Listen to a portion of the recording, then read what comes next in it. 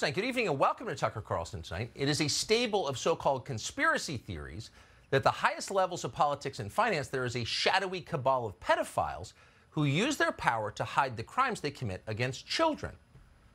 That people think that. Sounds pretty far out to us, too dark and strange to be true. And of course, we are not obviously endorsing that idea. On the other hand, you can kind of see why people might believe it. Jeffrey Epstein, for example. Epstein continued to dine with business moguls and heads of state long after he was arrested for having sex with minors. How did he do that? Why did nobody say anything? Why did people keep eating with him? Well, at the very least, we can conclude based on the evidence that there is a tolerance for pedophilia among the most powerful in our society, a tolerance that you would not find in, say, your average middle-class American family. Some of the rich really are different that way. That's clearly true. And in case you need more evidence of that, consider Balenciaga. Balenciaga is what they call a luxury brand. Balenciaga is a company that sells $1,100 sneakers and cotton sweatshirts for $1,500 to people who've literally run out of things to buy. You're probably not doing your back-to-school shopping at Balenciaga, but some people apparently are. So this week, Balenciaga rolled out a new ad campaign on Instagram, and the selling point of the ads was sex with children. One photograph showed a very young girl lying face down on a couch with candles, empty wine glasses, and a dog collar on a coffee table in front of her. Another picture showed the same girl, a toddler, holding a teddy bear dressed in sexual bondage gear, including a leather harness. And then, in case you missed the point, we're for pedophilia at Balenciaga, another picture made it explicit. That picture showed pages from a Supreme Court opinion that struck down a law designed to fight child pornography. Whoever staged the photo shoot made certain to include a portion of that opinion that used the word sex or sexual 4 times. And of course, that was not an accident. Balenciaga wanted you to notice. So this seemed like a big story to us, as we told you last night. Here you have a major international retail brand promoting kiddie porn and sex with children, and not promoting it subtly, but right out in the open. No healthy society can tolerate that, and in fact, none ever have tolerated it. There's never been a time in American history where pedophilia was considered anything other than crime imaginable. Pedophiles famously get killed in prison because even murderers consider them immoral. That's how out of bounds it is and has always been to sexualize children. It's totally unacceptable. But apparently, it's not unacceptable anymore. Academics have redefined child molesters as minor attracted persons. And the point, of course, is to send the message that actually it's not that big a deal. It's just a different kind of love. So maybe not surprisingly, given that trend, apart from a few isolated exceptions in the American media, almost all outlets completely ignored Balenciaga's kiddie porn ad campaign. There was not a single story about it in the New York Times this morning, or in Jeff Bezos' Washington Post, or on CNN or NBC. There was no talk of an investigation or a boycott. The usual outrage merchants stayed completely silent because they weren't outraged. Balenciaga ultimately issued a statement saying it was going to punish the photographer who did the shoot, like it was the photographer's fault and they didn't know about it. And after that, the story effectively died. And that means that the CEO of Balenciaga, a man called Cedric Charbit, will not become a social pariah for what his company has just done.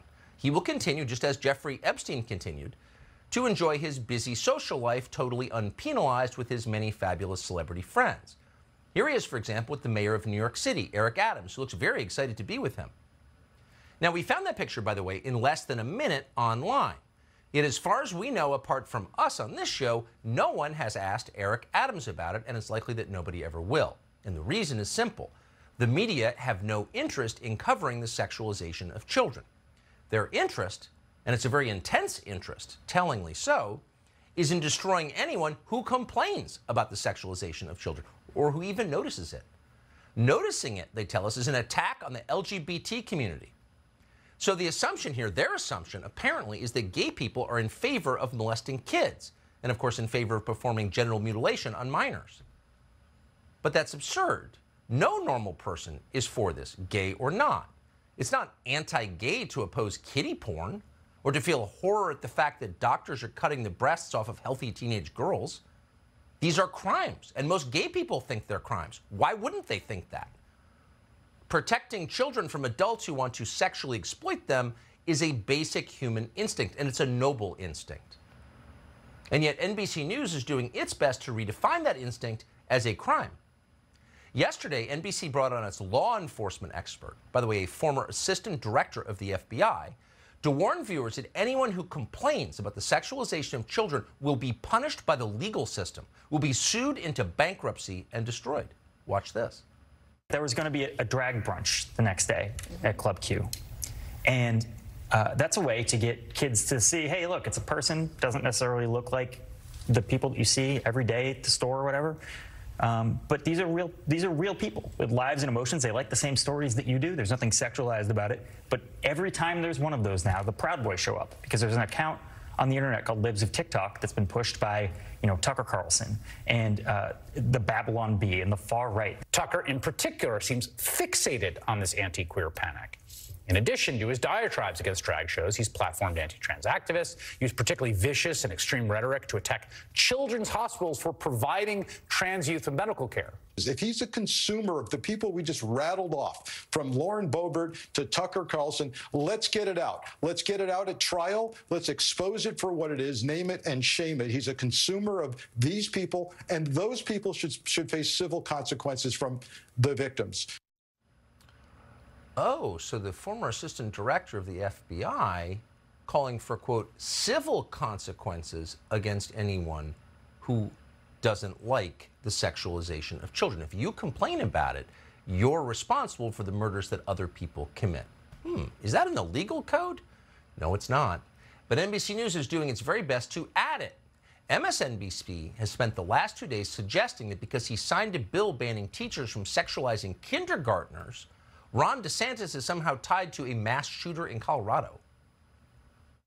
Earlier this year, Florida Governor Ron DeSantis infamously signed into law what critics have called the Don't Say Gay bill, which prevents some teachers from even discussing the existence of gay and trans folks. When you have a Don't Say Gay bill in the state of Florida, for instance, or when Ron DeSantis wants to send the police to investigate drag shows. The Don't Say Gay bill in Florida is certainly something that helps add to his national political profile. But one thing is clear is they just want to continue demonizing folks and otherizing people. They started moving in the spring to LGBTQ people. Specifically, they were really excited about the Don't Say Gay bill in Florida. So if you don't want a kindergarten teacher to talk to your kindergartner about sex, you're anti-gay? Ron DeSantis is the spiritual father of a mass murder in Colorado? Really? No matter how you feel about Ron DeSantis or about sex, it's not plausible. In fact, it's ridiculous. Yet they keep saying it. And the question is, why do they keep saying it?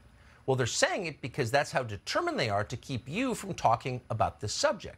They will call you an accessory to murder. They'll threaten to sue you into poverty, as the assistant director of the FBI just did, if you don't shut up. That's pretty weird when you think about it. In fact, it's very weird. But they have nothing else to say because actually children really are being sexually exploited in this country, in some cases for money. It's not hidden, it's in the open, and it's totally real.